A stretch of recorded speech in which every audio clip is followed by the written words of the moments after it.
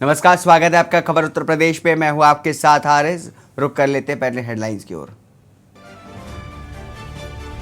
मोदी का आज गोरखपुर दौरा। पूर्वोत्तर के लिए आज मिलेगी वंदे भारत ट्रेन। बता दें कि गोरखपुर को वर्ल्ड क्लास रेलवे स्टेशन का भी देंगे तोहफा। मिशन 24 के लिए संगठन में होगा बदलाव। यूपी के कई नेताओं को मिलेगी जेपी नड्डा की नई टीम में जगह। केंद्रीय नेतृत्व ने यूपी बीजेपी से मांगे संभावित नाम। विकास के मुद्दे पर अखिलेश का सरकार पर तंज। पूर्वांचल एक्सप्रेसवे की तस्वीरें ट्वीट करके लिखा, यह आपके भ्रष्टाचारी काल के निर्माण का उदाहरण है।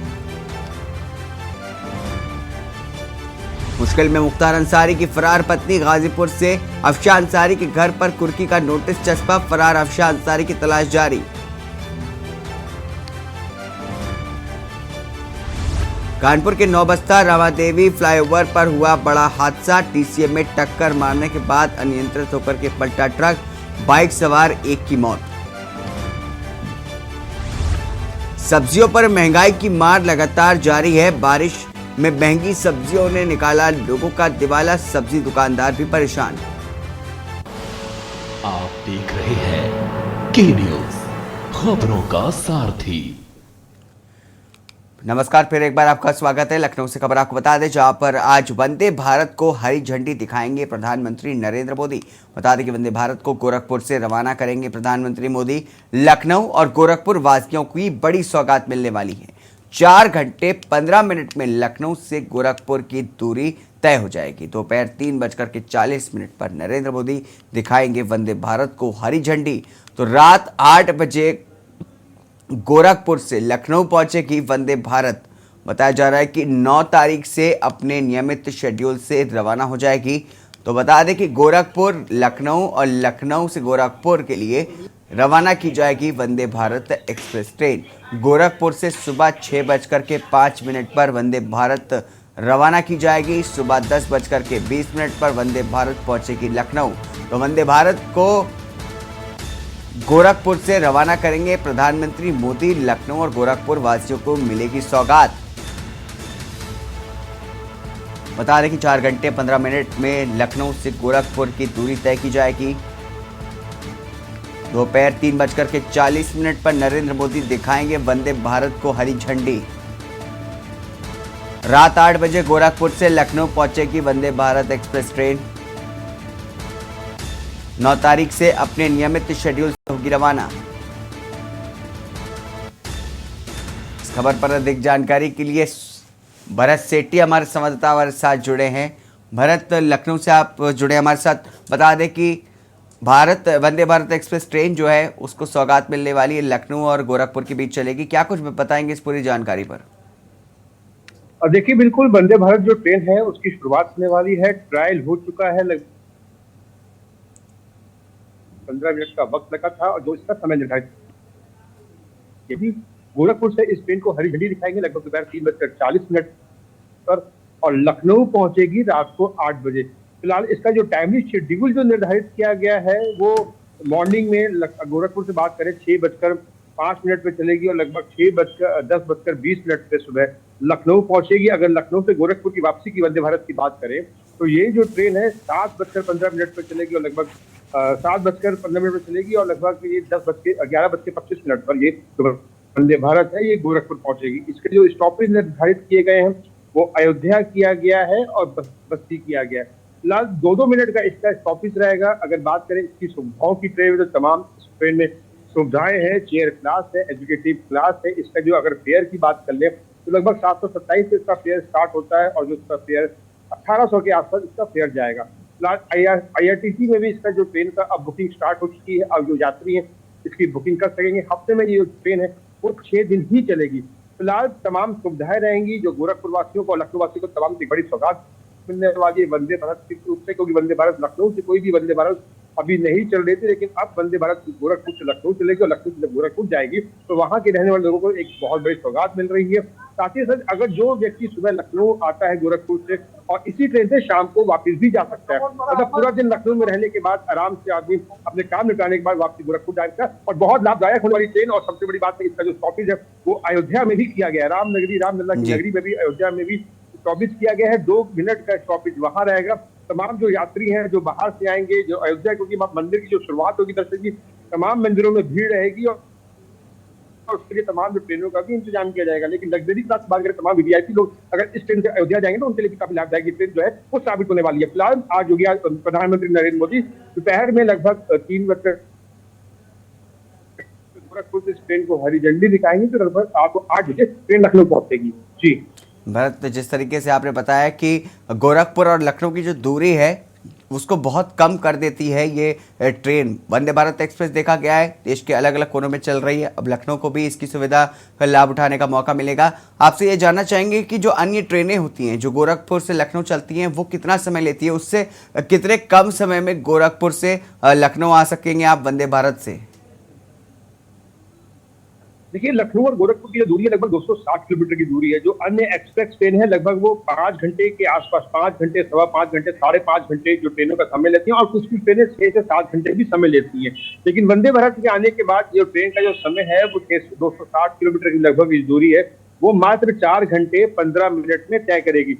हो सकता है आने वाले समय में और जो रेलवे ट्रैक को सुधार किया जाए, क्योंकि जो रेलवे जो ट्रैक है उसकी स्पीड निर्धारित है, उस ट्रैक पे लगभग 110 किलोमीटर प्रति घंटे की रफ्तार से निर्धारित की गई है। अगर इस जो स्पीड को या ट्रैक कोई अच्छा दिखता है या फिर इसी ट्रैक को सुधारा जाता है तो निश्चित तौर पर स्पीड और देखने को मिलेगी। हो सकता है जो वंदे भारत की जो टाइम है जो और कम किया जा सके इन दोनों स्टेशन की दूरी को लेकर। जी भरत, जिस तरीके से आपने बताया कि अयोध्या से होकर के ये ट्रेन गुजरेगी, तो आने वाले समय में जब मंदिर का निर्माण हो जाएगा तो कितना जो पर्यटन है वो बढ़ जाएगा। लखनऊ में लोग आएंगे, लखनऊ से डायरेक्ट जो है अयोध्या जा सकेंगे, उनके लिए कितनी बड़ी सुविधा की बात है।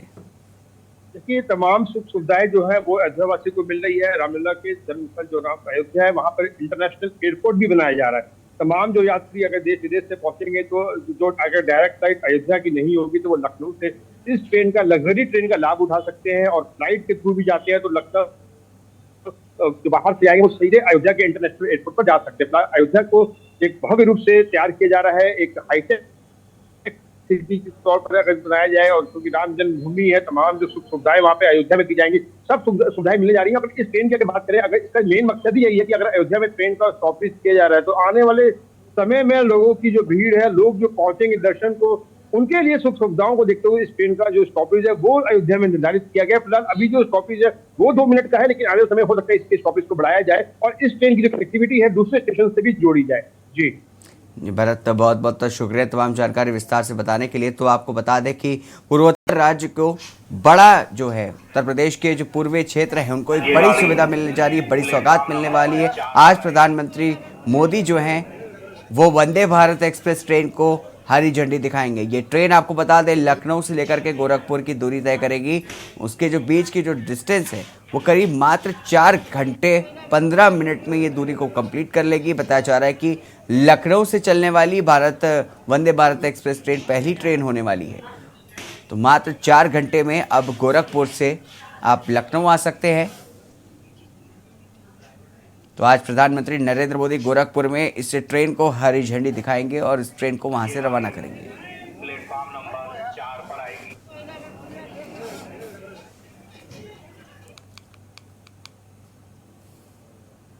वहीं अमेठी दौरे पर केंद्रीय मंत्री स्मृति ईरानी का संसदीय क्षेत्र के दौरे का आज दूसरा दिन है। आपको बता दें कि बलदरिये विकास खंड पहुंचेगी स्मृति ईरानी। 1 दर्जन ग्राम पंचायतों में पहुंच करके समस्याएं सुनेंगी।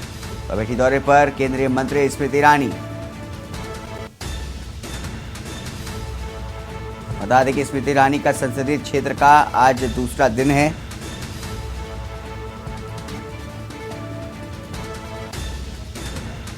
एक दर्जन ग्राम पंचायतों में पहुंच करके जन समस्याएं सुनेंगी। 1 दर्जन ग्राम पंचायतों में पहुंच करके सुनेंगी जनता की समस्याएं।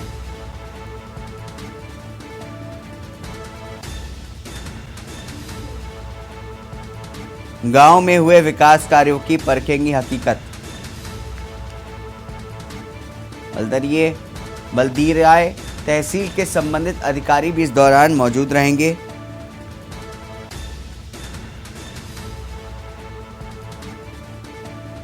स्मृति का संसदीय क्षेत्र का आज दूसरा दिन है। आपको बता दें तो 2 दिवसीय दौरे पर है आपको बता दें स्मृति ईरानी, केंद्रीय मंत्री स्मृति ईरानी अमेठी के 2 दिवसीय दौरे पर आई हुई हैं। आज उनके दौरे का दूसरा दिन है। इस दौरान वो तमाम गांव की पंचायतों में पहुंचेंगी, वहां की जो जनता की आम जनता की समस्याएं उनको सुनेंगी। करीब 1 दर्जन पंचायतों में पहुंचेंगी। इस दौरान जनसंवाद विकास यात्रा के तहत सबकी समस्याएं सुनेंगी केंद्रीय मंत्री स्मृति ईरानी। गांव में हुए विकास कार्यों की हकीकत जो है उसके भी परखेंगी। तो बल्दी राय तहसील के संबंधित अधिकारी भी इस दौरान उनके साथ मौजूद रहने वाले हैं। बता दें अमेठी दौरे पर केंद्रीय मंत्री स्मृति ईरानी आज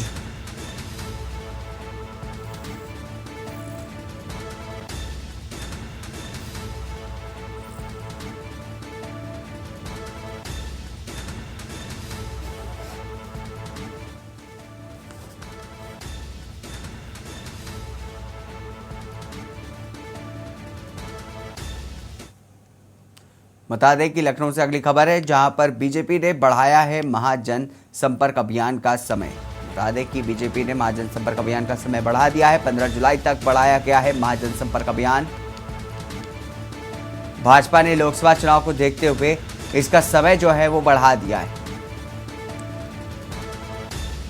1000 समाज के विशिष्ट लोगों से करना था संपर्क। बीजेपी सांसदों को विशिष्ट लोगों से करना था संपर्क। विधायकों को टिफिन बैठक की सौंपी गई थी जिम्मेदारी। बता दें कि अभी तक अभियान 30 मई से 30 जून तक चलना था, लेकिन अब इस अभियान को बढ़ा करके 15 जुलाई इसकी अंतिम तिथि कर दी गई है। तो 15 जुलाई तक चलाया जाएगा महाजन संपर्क अभियान।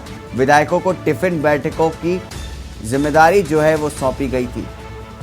बता दें कि अभी तक अभियान 30 मई से 30 जून तक चलना था, लेकिन अब इसकी तारीख है जो वो 15 जुलाई कर दी गई है। तो 15 जुलाई तक चलेगा बीजेपी का महाजन संपर्क अभियान। भाजपा के राष्ट्रीय महामंत्री सुनील बंसल इसकी नजर रखेंगे। तो अहम जानकारी आपको बता रहे हैं, बीजेपी ने महाजन संपर्क अभियान का समय बढ़ा दिया है। 15 जुलाई तक बढ़ाया गया है महाजन संपर्क अभियान। बता दें कि भाजपा ने लोकसभा चुनाव को देखते हुए इस अभियान को बढ़ा दिया है। 1000 समाज के विशिष्ट लोगों से संपर्क करना होगा। इस खबर पर अधिक जानकारी के लिए सतीश संगम हमारे संवाददाता हमारे साथ जुड़े हैं। सतीश, जिस तरीके से बताया जा रहा है कि अब बीजेपी ने महाजन संपर्क अभियान की जो अंतिम तारीख थी उसे बढ़ा दिया है, 15 जुलाई कर दिया, इसको लेकर के क्या कुछ बताएंगे? बिल्कुल, आप देखिए कि कल जो बीजेपी प्रदेश अध्यक्ष हैं भूपेंद्र चौधरी और इसके अलावा जो एक तरह से क्षेत्रीय स्तर के जो पार्टी के अध्यक्ष हैं, मंडल स्तर के जो अध्यक्ष हैं, उनके साथ कल एक वर्चुअली बैठक किए थे, जिसके जरिए जो जनसंपर्क अभियान चल रहा है उसको 15 दिनों तक और बढ़ा दिया गया। यानी कि इस अभियान के जरिए कहीं न कहीं मोटे तौर से अगर आप देखा जाए तो खासकर जो रणनीति बनाई जा रही है उत्तर प्रदेश में आने वाले लोकसभा चुनाव को लेकर, उसको और कैसे मजबूत किया जाए उसको लेकर एक कहीं न कहीं चर्चा विमर्श किया जाएगा। खासकर इस अभियान के जरिए वरिष्ठ लोगों से जुड़ा जा रहा है जो लंबे समय से या तो पार्टी से जुड़े रहे हैं या फिर एक्टिविस्ट के रूप में स्थानीय क्षेत्र पर काम करते रहे हैं। ऐसे लोगों के साथ उनकी जमीनी हकीकत को जाना जाएगा और उसके जरिए कहीं न कहीं इस अभियान को सफल बनाने के लिए भी रणनीति बनाई जा रही है। खासकर जो संगठन को भी मजबूत करने की जो बात चल रही है उसमें भी कहीं न कहीं वरिष्ठ जो पदाधिकारी हैं या जो वहाँ के लोग हैं उनके जरिए भी कहीं जोड़ा जा रहा है। इसके अलावा महानगर अध्यक्ष जो उत्तर प्रदेश में तकरीबन 40 से अधिक महानगर अध्यक्ष जो बदलने की संभावना चल रही थी, इस बीच में ये भी खबरें हैं कि इसके जरिए कहीं न कहीं उस पर भी एक तरह से जानकारी ली जाएगी और रणनीति बनाई जाएगी। मंडल अध्यक्षों के साथ जो चुनावी समीक्षा की गई थी, जो रणनीति बनाई गई थी कल वर्चुअली माध्यम के जरिए जो भूपेंद्र चौधरी ने जब बनाए थे, उसमें भी कहीं न कहीं जमीनी स्तर पे जो जिम्मेदारी के तौर पर देखा जाए उसमें भी कहीं न कहीं इसको लेकर पहल किया जा रहा है। इसके अलावा अगर संगठनात्मक स्तर पर देखें तो पूरे देश भर की पूरी रणनीति के तौर पर भी उत्तर प्रदेश को देखा जा रहा है कि यहाँ पर अगर पार्टी मजबूत दिखती है, आने वाले लोकसभा चुनाव में अच्छी खासी सीट जीतती है तो जो 2024 का जो राह है वो आसान हो जाएगा। जी सतीश, आपसे जानना चाहेंगे कि क्या वजह है जो इसकी तारीख को बढ़ाया गया है, क्योंकि 1 महीने तक ये कार्यक्रम चलना था, तो ये कार्यक्रम कितना सफल हो पाया है या फिर असंतुष्टि की वजह से इसकी तारीख बढ़ाई गई है? देखिए, इसमें कई सारी चीजें हैं। पहली चीज तो एक बड़ा प्रदेश है, 24 करोड़ आबादी है, इसमें घर घर तक पहुंचना थोड़ा सा मुश्किल होगा सरकार के लिए और फिर पार्टी के लिए। तो ऐसे में इस अभियान को इसलिए भी बढ़ा दिया गया कि ताकि जो तमाम तरह की योजनाएं चल रही है शासन द्वारा, तमाम तरह के जो कार्य हो रहे हैं, उसको कैसे जमीनी स्तर पे लोगों को बताया जाए, उसको लेकर भी रणनीति बनाई जा रही है। खासकर ग्रामीण स्तर को इसमें जोड़ने की भी पहल की जा रही है, क्योंकि भले से क्षेत्रीय स्तर पे या फिर एक तरह शहरी स्तर पे पार्टी को मजबूती मिली हो, वहाँ के लीडर्स एक्टिवेट हो, लेकिन जो ग्रामीण स्तर के कहीं न कहीं ये चीजें थोड़ी सी ढीली नजर आ रही थी। यही वजह है कि इस अभियान को थोड़ा सा और आगे बढ़ाकर और पार्टी को और उसके विचारधारा को मजबूत करने की पहल की जा रही है। जी सतीश, बहुत बहुत शुक्रिया तमाम जानकारी के लिए। अभी बने रहिए हमारे साथ, आपके पास वापस आएंगे तो आपको बता दें कि बीजेपी ने महाजनसंपर्क अभियान की तिथि जो है वो बढ़ा दी है, उसे बढ़ा करके अब 15 जुलाई कर दिया। हालांकि 30 जून तक इसे रहना था, लेकिन अब बढ़ा करके 15 जुलाई कर दी गई है। वहीं महाजनसंपर्क अभियान के अलावा भाजपा अब चलाएगी मिस्ड कॉल अभियान। बीजेपी का मिशन 2024 को लेकर के नया प्लान बना रही है। इस खबर पर वापस आएंगे, लेकिन एक छोटे से ब्रेक के बाद स्वागत है आपका। तो भाजपा अब चलाएगी मिस्ड कॉल अभियान। बीजेपी का मिशन 2024 को लेकर के एक नया प्लान बीजेपी की तरफ से आया है। विश्वविद्यालय में मिस्ड कॉल के जरिए अभियान चलाएगी बीजेपी। मिस्ड कॉल अभियान से समर्थन जुटाएगी बीजेपी। कॉलेजों में शिक्षक युवाओं के बीच पहुंचेगी बीजेपी। शिक्षक और युवाओं के बीच पहुंचेगी बीजेपी मिस्ड कॉल अभियान के जरिए। तो भाजपा अब चलाएगी मिस्ड कॉल अभियान।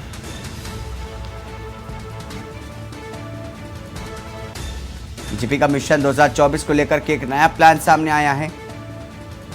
विश्वविद्यालयों में मिस्ड कॉल अभियान चलाएगी बीजेपी। मिस्ड कॉल अभियान से समर्थन जुटाएगी बीजेपी।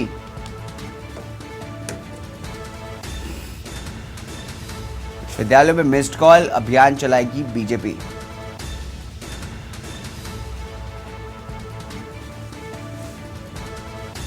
इस खबर पर हमारे साथ सतीश संगम हमारे साथ लखनऊ से बने हुए हैं, हमारे संवाददाता हैं। सतीश, आपके पास वापस आएंगे, आपसे जानेंगे बीजेपी ने मिशन 2024 के लिए एक नया प्लान बना लिया है, मिस्ड कॉल अभियान। इसको लेकर के क्या कुछ जानकारी देंगे? देखिए, इसको लेकर कहीं न कहीं युवाओं को जोड़ने की भी पहल की जा रही है, ताकि ज्यादा से ज्यादा संख्या में युवा जुड़ें। और इसको लेकर जो एक छात्र संगठन है बीजेपी का, भारतीय अखिल संगठन, उनको एक जिम्मेदारी दी गई है और वो हर कॉलेज में जो यूनिट स्तर पे जो इनका संगठन काम करता है, ऐसे जो प्रांतीय अध्यक्ष है या यूनिट अध्यक्ष है, उनको के जरिए से कहीं न कहीं जो छात्रों से जुड़ने की सीधे एक तरह कवायद लगाई जा रही है, वो कहीं न कहीं इस अभियान के जरिए से काम किया जाएगा। जाहिर सी बात है कि युवाओं की भी आबादी बहुत संख्या में ज्यादा है उत्तर प्रदेश में। ऐसे में यदि युवाओं का साथ मिलता है बीजेपी को तो राह थोड़ा और आसान हो जाएगा। इसको लेकर जो यूनिवर्सिटी स्तर पे, कॉलेज स्तर पे या फिर निचले मैदान पे अगर आप देखें तो वहां पर युवाओं को खासकर 18 साल से ऊपर की उम्र के हिसाब से अगर हम देखें तो विश्वविद्यालय में या फिर कॉलेजेस में संख्याएं ज्यादा होती है युवाओं की। तो वैसे में हर मुहिम के जरिए उसके साथ जोड़ा जा रहा है। इसके साथ कहीं न कहीं मिस कॉल के एक अभियान के जरिए उनको जोड़ा जाएगा। अगर उस अपने फोन के जरिए से मिस कॉल देंगे, एक जो यूनिट नंबर जारी की गई है उसके जरिए पता होगा कि इतने लोग भारतीय जनता पार्टी की विचारधारा को, इनके काम को, इनकी योजनाओं को और जमीनी स्तर पर जो कार्य किए जा रहे हैं उनको कहीं न कहीं इसको सराहना कर रहे हैं और इसके जरिए वो जोड़ा जाएगा, ताकि आने वाले समय में ये दर्शा सकें कि हमारे साथ भी इतनी संख्या में युवा भी जुड़े हुए हैं, ताकि उस आधार पे जो एक तरह से आप देखें कि जो टिकट को लेकर बंटवारे की बात हो, टिकट देने की बात हो, तो उसमें भी कहीं न कहीं इस अभियान का लाभ मिलेगा, ताकि लोग जान सकेंगे कि अब आने वाले चुनाव में किस समुदाय को, किस कम्युनिटी का, किस आधार पे वोट का एक तरह से जो टिकट है उसको दिया जाए, ताकि आने वाले चुनाव में जो रणनीति बनाई जा रही है बीजेपी की जीत की, वो थोड़ा सा आसान हो। जी सतीश, जैसा कि आपने बताया कि मिस्ड कॉल के जरिए जो नए ताज़ा वोटर हैं उनको जोड़ने के लिए बीजेपी ने कवायद किया, नया प्लान लाई है। तो इसके तहत आपसे जानेंगे कि किस तरीके से वो स्टूडेंट से, छात्रों से जुड़ेंगे, क्या उनका समर्थन मांगेंगे या फिर अपनी जो उपलब्धियां हैं वो गिनाएंगे या सुझाव भी मांगेंगे? देखिए, जैसा कि हमने बताया, पहले ही बताया कि इसका एक छात्र संगठन है जो एबीवीपी के नाम से जाना जाता है। वो हर कॉलेज और यूनिवर्सिटी में एक्टिव रहते हैं। तो वो कहीं न कहीं उन छात्रों को मनोबल को बढ़ाएंगे और जो योजनाएं हैं या सर जो बीजेपी की जो विचारधारा है लंबे समय से अगर हिंदुत्व की बात किया जाए तो इसकी विचारधारा के साथ जैसे अलग अलग कम्युनिटी को कैसे जोड़ा जा सकता है उसके जरिए भी कहीं न कहीं ये दिखाया जाएगा और बताया जाएगा हर जो छात्र जिम्मेदारी दी गई जो यूनिट के आधार पर जो काम कर रहे हैं उनको जिम्मेदारी दी गई है कि वो अपने विचारधारा को फैलाएं और लोगों को बताएं कि आने वाले समय में जो सरकार आएगी तो युवाओं को खास कर देखिए एक चीज और भी आप देखिए कि बड़े स्तर पे जो सरकार का अभियान है रोजगार को लेकर और स्वरोजगार की बात हो या फिर नौकरी की बात हो वो कहीं न कहीं जमीनी स्तर पे काम किया जा रहा है और आप देखिए कि हर हफ्ते में एक तरह से रोजगार मेला लगाया जा रहा है तो इसके जरिए भी कहीं न कहीं संदेश दिया जा रहा है कि युवाओं के लिए प्रदेश में काम किया जा रहा है, केंद्र में काम किया जा रहा है और सरकार की मंशा है कि ज्यादा से ज्यादा संख्या में युवा रोजगार के साथ जुड़ सके, उनको नौकरी मिल सके। ऐसे में इस अभियान के जरिए यानी कि मिस कॉल अभियान के जरिए युवाओं को भी ये बताया जाएगा कि आने वाले समय में अगर सरकार बनती है बीजेपी की तो आपको बड़े स्तर पर इसका लाभ मिल सकता है। जी ठीक है सतीश, बहुत बहुत तो शुक्रिया तमाम जानकारी विस्तार से बताने के लिए। तो आपको बता दें कि अब बीजेपी ने एडमिशन 2024 के लिए नया प्लान लाया है। नई प्लान के तहत मिस्ड कॉल अभियान चलाया जाएगा। इसके तहत जो है जो युवा वोटर है, जो नए ताज़ा वोटर हैं, जो छात्र हैं, जो शिक्षक है, विश्वविद्यालयों में इस कार्यक्रम को चलाया जाएगा। कहा जा सकता है इसकी पूरी जिम्मेदारी जो है वो ABVP जो भाजपा का ही एक स्टूडेंट विंग माना जाता है उसके कंधों पर इसका पूरा दारोमदार होगा और नए वोटरों को इससे तहत जोड़ा जाएगा। वहीं मेरठ में कक्षा 6 की छात्रा से रेप का मामला, आपको बता दें कि स्कूल से लौट रही छात्रा से रेप। तो कक्षा 6 की छात्रा के साथ रेप, स्कूल से लौट रही थी छात्रा जब उसके साथ रेप की घटना को अंजाम दिया गया। बता दें कि खेत में गांव के ही युवक ने किया रेप। वहीं रेप करने के बाद आरोपी फरार हो गया। पीड़िता ने घर पहुंच करके बताई आप बीती। बता दें कि पीड़िता को लहूलुहान हालत में भर्ती कराया गया है। बता दें कि पुलिस ने तहरीर के आधार पर मुकदमा दर्ज कर लिया है। मुकदमा दर्ज करके पुलिस आरोपित की तलाश में जुटी है।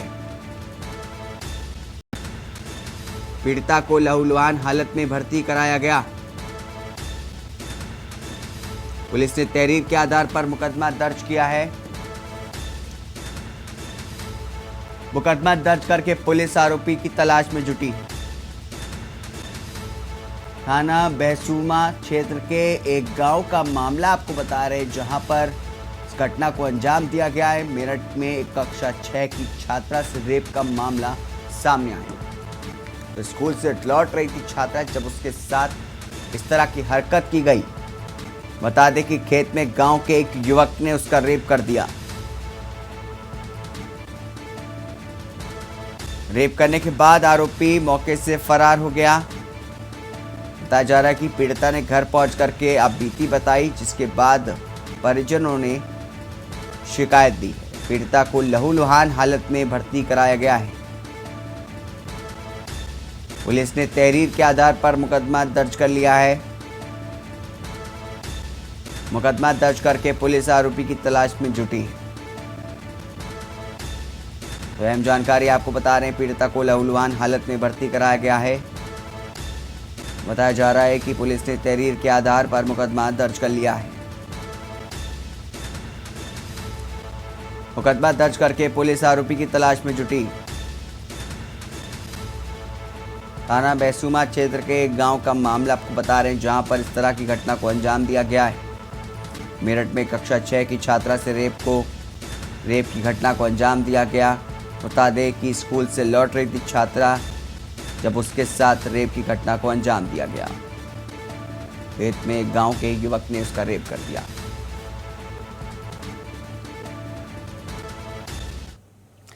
इसी के साथ उत्तर प्रदेश की खबरों में बस इतना ही। दीजिए इजाजत, नमस्कार।